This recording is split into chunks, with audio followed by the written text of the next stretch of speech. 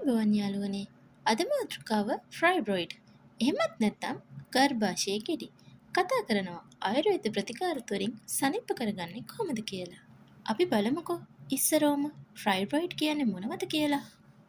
කාන්තාවක් සඳහා විශේෂ වූ අවයවයක් වන ගර්භාෂය තුල හටගන්නා ගෙඩි වර්ගයකට තමයි අපි කියන්නේ ෆයිබ්‍රොයිඩ් කියලා. මෙන්න මේ ෆයිබ්‍රොයිඩ් තත්ත්වය ශරීරයට අහිතකර නැහැ. නමුත් ඉතා ඉක්මනින් සංකීර්ණව පැතිරෙනවා. පිළිකා තත්ත්වයක් ඇති වෙන තියෙන ප්‍රවණතාවය බොහෝම අඩුයි.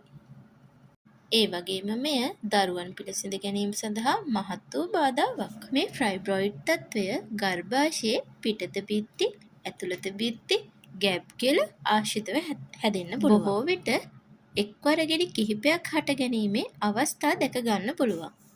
ඒවා පිහිටන තැන විශාලත්වය අනුව රෝග ලක්ෂණ වෙනස් වෙන්න පුළුවන්. අපි බලමුකෝ ෆයිබ්‍රොයිඩ් වල රෝග ලක්ෂණ මොනවද කියලා. ආර්තව සමයේ අධික රුධිර වහනය. එහෙමත් නැත්නම් අපි කියන්නේ මෙන්සස් පීරියඩ්ස් කියලා. අන්න ඒ දවස්වලට අධික ලෙස රුධිරය වහනය වෙනවා. ඒ වගේම කැදලි සහිත, කැට සහිත රුධිරය වහනය වෙනවා. කොන්ද ආශ්‍රිතව අසාමාන්‍ය වේදනාවක් ඇති වෙනවා. අපි කතා කරොත් ෆයිබ්‍රොයිඩ් ඇතිවීමේ අවදානම් තත්ත්වය ගැන.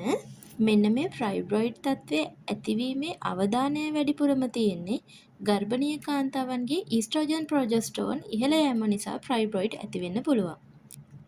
ඒ වගේම තමයි අධික තරබාරු නිසා මේ තත්ත්වය ඇති වෙන්න පුළුවන්. ඒ වගේම යාළුවනේ දරුවන් නැති එහෙම නැත්නම් දරුවන් අඩු කාන්තාවන් සඳහා මේ ෆයිබ්‍රොයිඩ් තත්ත්වය බලපාන්න පුළුවන්. ඔබ දන්නවද?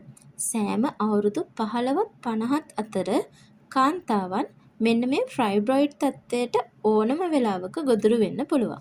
ඒ වගේම යාළුවනේ ෆයිබ්‍රොයිඩ් තත්ත්වය ඇතිවීමෙන් පසු දිගින් දිගටම දරුවන් ගබ්සා වීමේ ප්‍රවණතාවයක් වැඩි වෙන්නට පුළුවන්.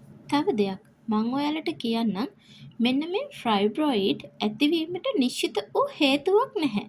මේක සාමාන්‍යයෙන් කාන්තාවකගේ ඊස්ට්‍රෝජන් ප්‍රොජෙස්ටරෝන් කියන හෝමෝන වර්ධන ක්‍රියාකාරීත්වයත් එක්ක තමයි මෙන්න මේ ෆයිබ්‍රොයිඩ් තත්ත්වය ඇති වෙන්න පුළුවන් කියලා කියන්නේ.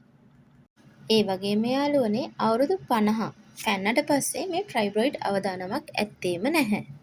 අපි දැන් බලමු ආයුර්වේද ප්‍රතිකාර මගින් කොහොමද ෆයිබ්‍රොයිඩ් සනීප කරගන්නේ කියලා. ආයුර්වේදයේ තුල මේ සඳහා චිකිත්සක ප්‍රතිකාර නොමැත.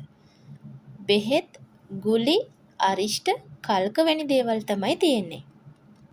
ආයුර්වේද සංග්‍රහයට අනුව නිශ්චිත බෙහෙත් වර්ග 4ක් මම ඔයාලට අඳුන්වලා දෙන්නම්. මෙන්න මේ ෆයිබ්‍රොයිඩ් තත්ත්වයට.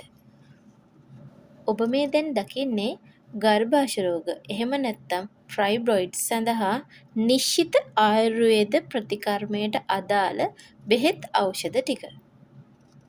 මේ සියල්ල එකවර ගැනීම සුදුසු නොමැත. ඔබ එක් වරකට එක් ඖෂධයක් පමණක් ගැනීමට කටයුතු කරන්න. මේ කාංචනාර ගුගුලුව කියන්නේ ගුලි එකක්. අශෝක අරිෂ්ටය කියලා කියන්නේ අරිෂ්ටයක්. පානය කිරීමට පුළුවන් වතුර වගේ දෙයක්. චන්ද්‍රප්‍රභාවටිය කියලා කියන්නේත් ගුලි එකක්. එතකොට වරුණාදී කෂාය කියලා කියන්නේ කසායක්. ඒකත් අරිෂ්ටයක්. ඔබ මේන් කැමති සුදුසු ඔබේ රෝගයට හොඳයි හිතෙන දෙයක් පාවිච්චියට ගන්න. අවධානයට කරුණක් ලෙස මම ඔබට පවසන්නම්.